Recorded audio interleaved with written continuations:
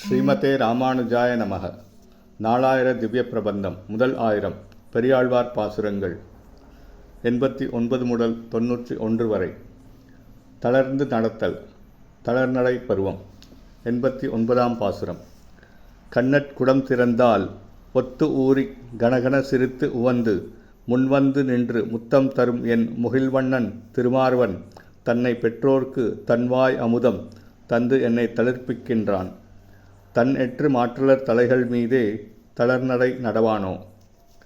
கணகணவென்று சிரித்து மகிழ்ந்தபடி என் முன்னே நின்று முத்தம் கொடுக்கும் கண்ணன் வாயிலிருந்து கருப்பஞ்சாறு நிறைந்த குடம் பொத்தலானால் அப்பொத்தல் வழியே வழிகின்ற சாறு போல உமிழ்நீர் ஓடி வருகிறது.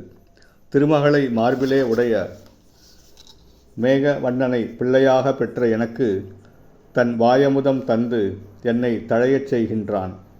தன்னை எதிர்க்கும் பகைவர்களுடைய தலைகளின் மேல் இவன் தளர்நடை நடக்க வேண்டும். 90ஆம் பாசுரம். முன்னல் ஓர் வெள்ளி பெருமலை குட்டன் மொடுமொடு விரைந்து ஓட பின்னை தொடர்ந்தது ஓர் கருமலை குட்டன் பெயர்ந்து அடியிடுவது போல் பன்னி உலகம் பரவி ஓவா புகழ் பலதேவன் என்னும் தன்னம்பி ஓட பின்கூடச் செல்வான் தளர்நடை நடவானோ. உலகத்தில் உள்ள உயர்ந்தவர்கள் பாராட்டுக்களுக்கும் எல்லை காண இயலா புகழ்மிக்க பலராமன் முன்னே செல்ல கண்ணன் அவனை பிடிக்க அவன் பின்னே ஓடுகிறான். இவர்களின் ஓட்டம் மொடுமொடு என்று முன்னே ஓடும் வெள்ளி மலைக்குட்டியை தொடர்ந்து கருத்த மலைக்குட்டி ஓடுவது போல தோன்றுகின்ற இக்கண்ணன் தளர்நடை நடக்க வேண்டும். 91ஆம் பாசுரம்.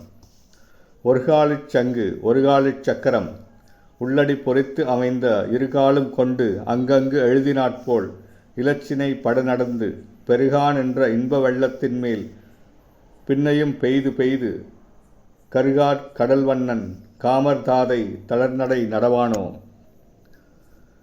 மன்மதனின் தந்தையான கடல் நிற கண்ணனின் ஓர் உள்ளங்காலில் சங்கு ரேகையும் மற்றோர் உள்ளங்காலில் சக்கர ரேகையும் பொறித்தமைந்துள்ளன.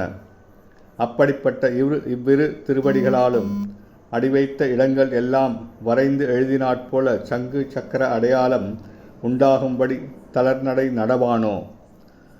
இவ்வடிவழகை கண்டு மகிழ்ச்சி வெள்ளம் மேன்மேலும் பெருகும்படி மீண்டும் மீண்டும் தளர்நடை நடக்க வேண்டும். ஸ்ரீமதே ராமானுஜாய நமக.